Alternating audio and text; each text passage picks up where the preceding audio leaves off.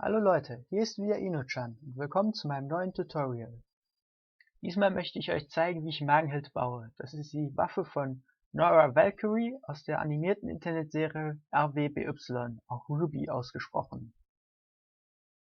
Aus der gleichen Serie habe ich ja bereits schon diverse andere Waffen gebaut. Die entsprechenden Videos dazu findet ihr hier. In der Serie kann die Waffe die Form eines Granatwerfers oder eines großen Hammers annehmen. Ich werde die Waffe jetzt in der Granatwerferform bauen, da ich sie so bauen möchte, dass sie wie in der Serie schießen kann. Vielleicht werde ich sie dann irgendwann später mal noch in der Hammerform bauen. Als Vorlage habe ich dabei natürlich wieder die Bilder von der Facebook-Seite des Serienschöpfers Monty Oum genommen. Da sich dort aber nur wenige Bilder von der Granatwerferform der Waffe befinden, habe ich von der Folge 8 Players and Pieces noch ein paar Screenshots gemacht, die ich ebenfalls als Vorlage benutze.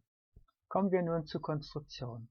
Da die fertige Waffe ja schießen können soll, habe ich mal wieder mit einem Nerf Blaster begonnen. Dabei habe ich die Nerf Mega Roto Fury benutzt, da diese Noras Waffe schon sehr ähnlich sieht.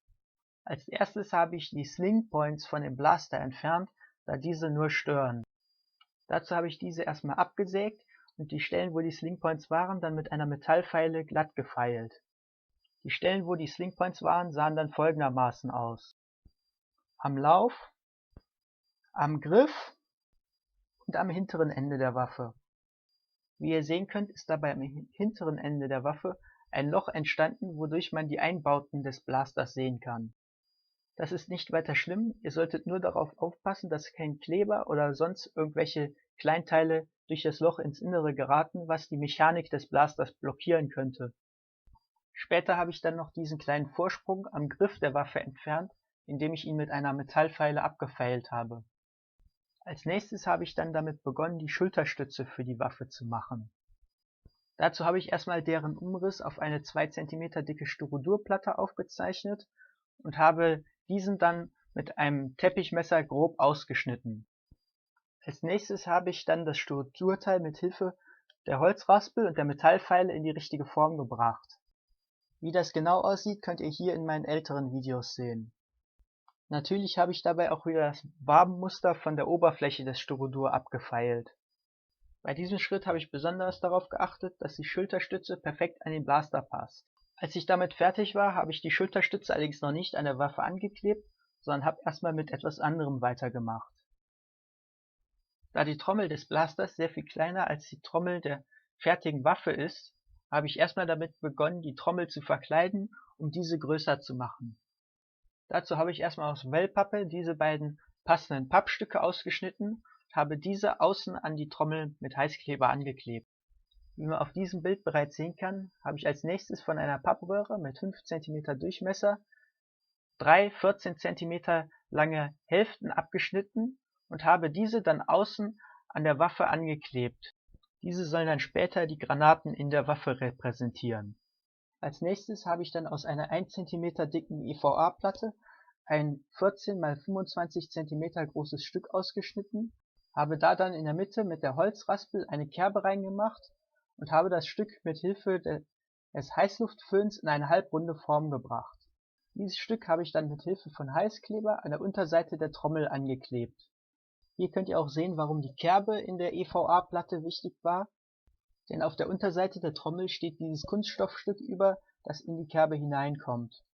Als nächstes habe ich noch ein 35 x 14 cm langes EVA-Stück ausgeschnitten, habe das auch wieder mit dem Heißluftföhn in Form gebracht und habe es auf die Unterseite der Trommel geklebt. Somit hatte die Trommel dann die ausreichende Dicke erreicht. Als nächstes habe ich dann diese beiden Pappstücke ausgeschnitten und habe diese auf die Rückseite der Trommel geklebt, um diese zu verschließen. Wie ihr hier sehen könnt, habe ich dann auch noch einen 4 cm breiten Pappstreifen ausgeschnitten, den ich einmal komplett um die Trommel drumherum geklebt habe. Um dann noch die Vorderseite der Trommel zu verschließen, habe ich aus einer Depafit-Platte diesen Kreis mit 18 cm Durchmesser ausgeschnitten. Diesen Kreis habe ich mit einem Teppichmesser erstmal grob ausgeschnitten und habe ihn dann in 2 Teile geteilt. In die beiden Teile habe ich dann mit einer Holzraspel diese Aussparungen reingemacht.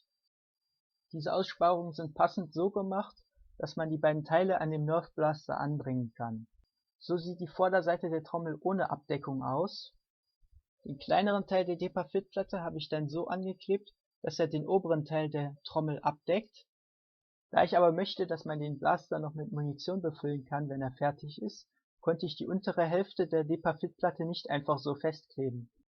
Deswegen habe ich diese kleinen Stücke auf der Rückseite der Depafit-Platte angeklebt. Damit kann man die Abdeckung an den Blaster anstecken, um die Trommel zu verschließen. Und man kann sie jederzeit abnehmen, wenn man die Trommel des Blasters wieder mit Munition befüllen will. Wie ich vorhin schon sagte, habe ich die Depafit-Platte ja nur grob ausgeschnitten. Deswegen habe ich den Rand der beiden Depafit-Teile jetzt nochmal mit der Metallfeile bearbeitet, damit der Rand schön sauber ist und gut aussieht. Zuletzt habe ich noch ein Stück der Pappröhre abgeschnitten und habe dieses an einer Seite aufgeschnitten. Dieses habe ich dann auf den Lauf geklebt, um diesen abzudecken, wie ihr auf diesem Bild auch sehen könnt. So, das war jetzt Teil 1 des Tutorials. Die Waffe ist jetzt ungefähr zur Hälfte fertiggestellt. Wie es dann weitergeht mit der Waffe, seht ihr in Teil 2 des Tutorials, das wahrscheinlich in 2 Wochen rauskommen wird. Wenn euch das Tutorial bis hierhin gefallen hat, gebt mir doch bitte einen Daumen hoch und abonniert meinen Kanal, wenn ihr sehen wollt, wie es weitergeht. Oder schaut auf meiner Facebook-Seite vorbei, wenn ihr meine Cosplays sehen wollt. Bis dahin, danke fürs Zusehen und bis zum nächsten Mal.